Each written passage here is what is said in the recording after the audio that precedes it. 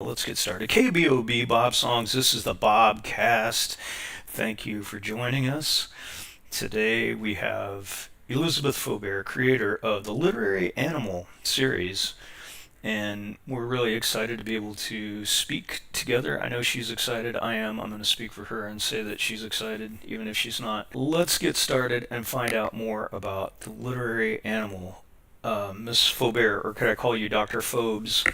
How are you doing today? I'm doing great, and I am excited for this interview. Thank you very much. We've been emailing back and forth, and one of the things I wanted to jump right into at the beginning of the interview is you have a rather aggressive email. It's book snob, and actually people can use this. I want to make sure we get the address right in case anybody wants information about the literary animal. But book snob, what do they call that? Hoi polloi. That is quite an aggressive title. So can you tell me? I'm just curious. How did you come up with the name book snob? Well, it basically started because I am a book snob. I have worked in books at libraries and bookstores for many years, and I do believe that I know the best books. So that was kind of my nickname for a while. People would say, "Well, you're a book snob," because I would say, "This book is good," or "This book isn't."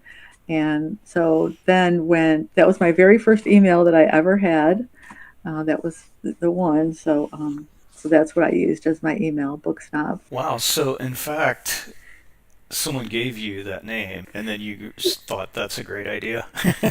Yes, it was something that people did call me, and I thought it fit, so I used it. I like I, it. I, I use it. I use it proudly. Yeah, you should. I think so. I mean, I think it's funny. I was just making a little bit of joke there at the beginning, but I think it's catchy and I like it. Can we get that email? Like, if someone needs to contact you about any of your work that you do or products or anything, can you tell them what that is? I'll put it in the description as well. Yes, my email is booksnob@msn.com. People can contact me through my website. So if they go to the literaryanimal.com, on the website, there's a place for contact and they can send me a message that way also. So if you have any questions for Elizabeth about the Literary Animal series, definitely reach out to her. And she's just as literate in her emails as she is vocally on the Thank interviews. So let's jump right into the Literary Animal series. I've been following this for a while, so for me it feels very familiar, but there are probably some people who don't know about it. Tell us just like a brief history, inception, an overview, and whatever you'd like to include so people can know more about it. So I was in high school and I was an art major. And when a person is an art major, they have to study all the different disciplines. So I took painting, clay, drawing, and I was lucky our high school had a darkroom. So I studied photography. And as soon as I went to the darkroom, I knew that's where I belonged. I just immediately loved it and really got into it, and I've been making photos ever since. So as an artist, I was photographing all different kinds of things, and of course back then I was shooting film, and people didn't have cell phones like they do now. Nobody had cell phones, and everywhere I went, I was the only person that had a camera most of the time. So I would be taking pictures of all different kinds of things, people, places, things. So I was always making photos. And then one day I went to a garage sale and I bought a used copy of the book of Mice and Men by John Steinbeck. And when I came home, I was sitting with my cat, my beautiful cat, and I was laying on the floor with my cat. And I thought, wouldn't it be funny for a cat to read of mice and men? So I set the book on the floor in front of her and waited for her to start reading. And then I made a photo. And everybody really liked that photo. And I thought it was very funny. And then I started thinking, well, what would a dog read? And then I had more ideas and more ideas. And that's what became a series. Okay, so for that first photo, I'm curious. what was the process like? Did it happen really easily? Were there things to overcome? Because I want to come back to that later, and I want to start with the first one and just see what was that like when you put that together? Because I know it's a cat with its own destiny, and you want it to do a certain thing. The cat might not understand that or whatever, and you got lighting and composition and a whole bunch of stuff to take care of. So what was that like? Yeah, certainly one of the challenges of these photos is getting the animal to start reading. I say that because I like to think of myself as the librarian to the animals, and that if I choose the right book for that animal, they will be interested and they will start reading the book. Um, I do think that that is important. So Of that's course. why I put a lot of time and thought into what book each animal will read. So did everything else happen pretty much automatically once you picked out the correct book? No, no, it's always a challenge, but it's fun. And that's one of the things I love about this series is that this was a way for me as an artist to incorporate my photography, my sense of humor, and the artistic part of it is that I don't manipulate the photos because, as you know now, with all the tools we have available, somebody can just take a picture of an animal and a picture of a book and put them together. They don't even have to have a real animal and a real book. With AI, they can just put anything together. When I started this, I was shooting film and there was no Photoshop or anything like that. So I I value the effort of that it's all real. It's a real animal reading a real book. I'm not manipulating the image. I'm not photoshopping anything.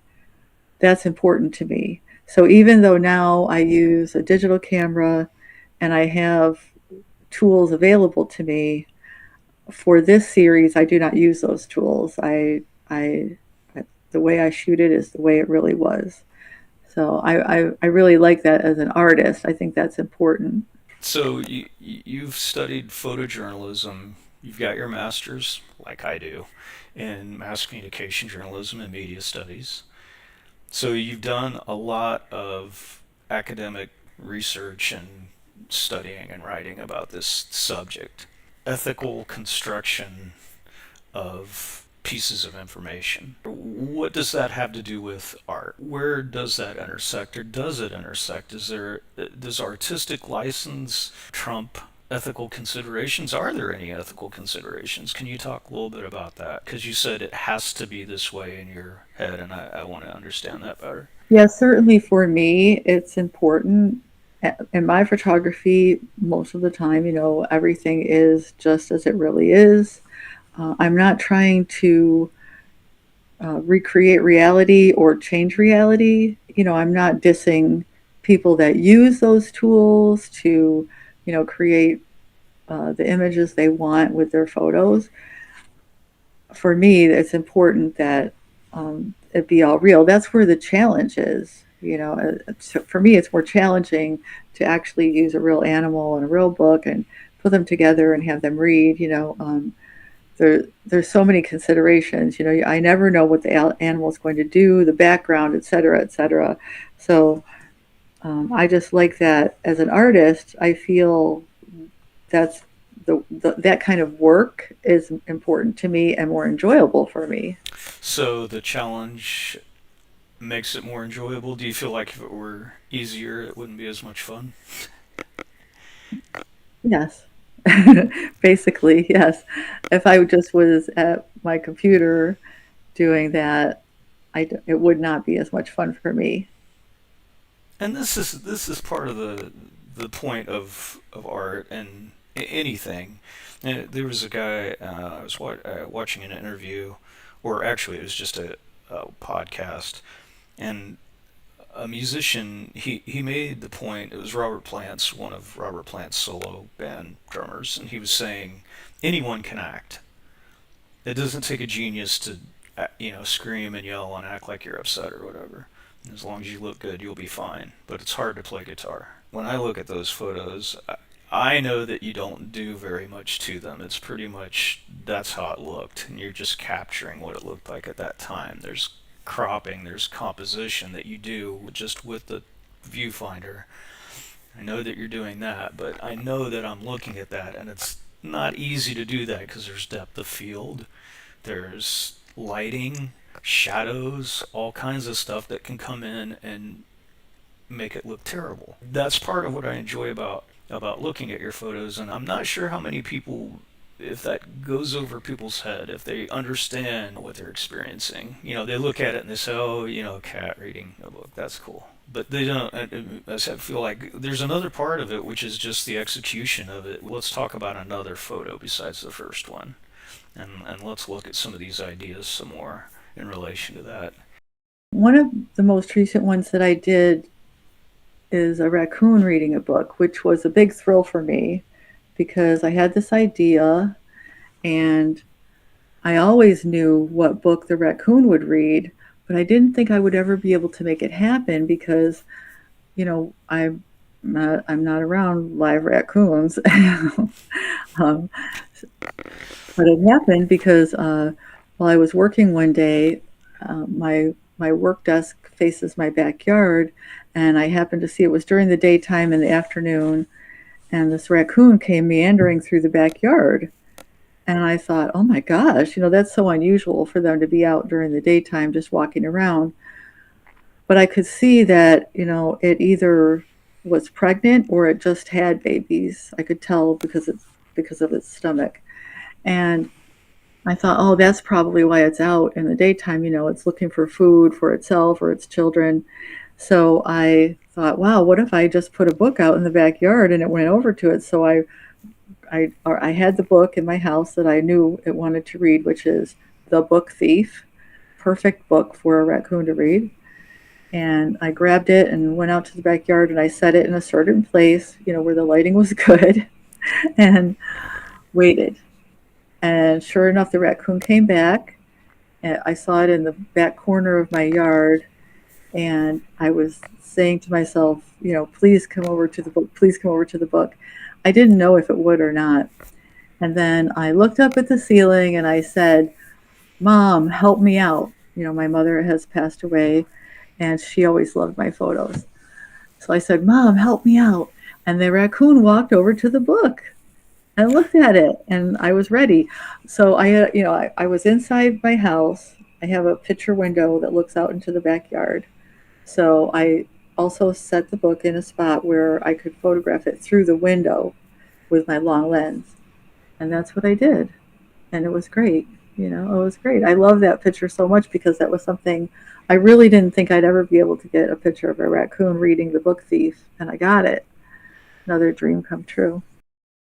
Think about what she's actually saying here. She's taking a photo through a window. If you ever tried to take a photo through a window, it's not Mm-hmm. easy to get it to look good. There's a lot of stuff that can happen, like reflection, and it Mm-hmm. changes the diffusion of the light, and there's just a million different things that can happen. It's really actually difficult to take a photo. I've tried it many times, and I never came out with anything, let alone a piece of art. I had to make sure the angle was correct so it wouldn't have any reflection. And after I set the book out there, I thought, oh my gosh, like what if there's something on the window? So I quickly got Windex and cleaned the window because I was so worried there might be a smudge on it or something, and that we might get in the photo. So I cleaned the window and everything inside and out. Yeah, it was kind of crazy but it was exciting. It was so exciting, and then it actually happened. And the way it happened and everything is just, I love that about art, that sometimes things just are going to come together. It's like things in the universe just come together at the right time, at the right moment, and it happens, because sometimes you can try and try and try and try to make something happen, and it just won't. And then other days, there's a day like that where it all just comes together. I love that. But I don't think that anyone ever plans exactly how something's going to be. There's an element of synchronicity or energy or whatever is something that, this is part of art. And when you that's what they talk about, like getting good takes in this recording studio. Each one is going to be a little different than the other one, and you want to try for the good one. Mm-hmm, The difference, mm-hmm. I think, with what you're doing, and maybe you can speak to this a little bit. So, do you only take one photo when you do these? Do you take more than one? Do you try for more than one and then go for the best one, or is it just one photo, or how does that work? It depends on the animal and what's happening. Sometimes it's just one shot. Sometimes it's a few shots. It's typically not a lot of shots. I typically don't, just click, click, click, click, click, because my training, my first training was in film, and I didn't, in film I didn't have automatic film advance or anything like that. So each shot mattered, and I still shoot that way, even though now I'm shooting digital. I still shoot that way where each shot matters. I don't just click, click, click. So most of the time, uh, it's just a few, but it depends. It depends on what the animal is doing. Sometimes they'll do something and then they'll, maybe change their position a little bit, or maybe cock their head a different way that also looks cute. So sometimes I have like the shot that I really love where they're reading the book, and then I might have another shot where they're looking at me, but they have a cute look on their face or something like that. So it's just so much fun. I do want to circle back a little bit to the ethical thing. Um, I just was thinking, I wanted to talk a little bit more about um, that. Is that okay? Yeah. Yes.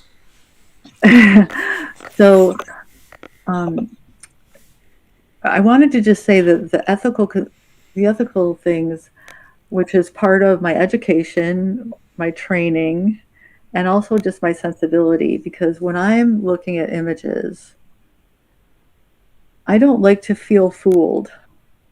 I don't like that feeling of being tricked. And Hmm. that happens a lot now on the internet, where people have manipulated the photos. It's not real. Sometimes it's hard to tell, and you think, is that real? Did that really happen? And most of the time, the conclusion is no, it did not really happen. Somebody did that using the tools available. And I don't like that feeling of feeling fooled, tricked.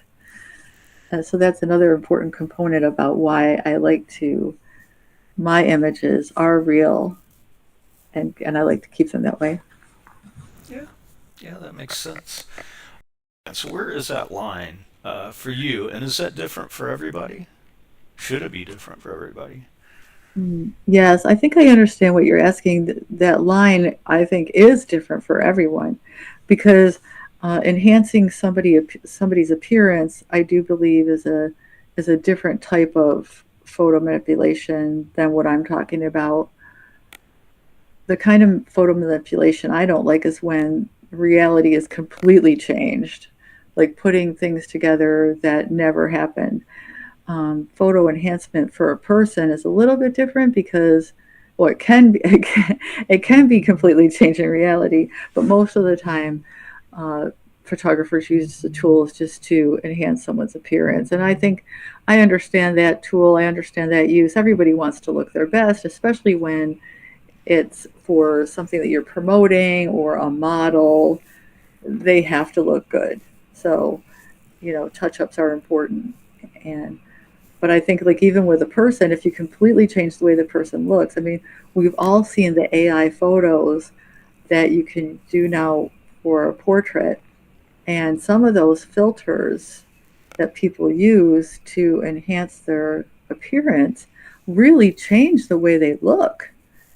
It's like it looks like them, but with a lot of like plastic surgery, basically, where they're almost unrecognizable. I think that because that's not the person anymore. Are you That's not the. noticing more AI? I mean, I'm curious. Like, what do you think will? I don't think that as many people are concerned about this, and I think they'll keep using AI. I'm not sure. What do you think? What is the danger of this? What's going to happen when people continue to go further and further? Um, when the line, you can't even tell where the line ever was. You don't see it anymore. Not you personally, but just in terms of photography and image creation. Hmm. Well, for the appearance part of it, my concern is that, especially with women, we already have, as a gender, issues with body image, always feeling like, most women always feeling like they have to look a certain way, have to be really pretty, face has to be perfect, et cetera, et cetera. So for that it's always a high standard to live up to. And then now with the tools that people use on their phones with AI, it just makes that an even more unattainable goal. In reality, we can never look like what the AI images look like, without extensive surgery.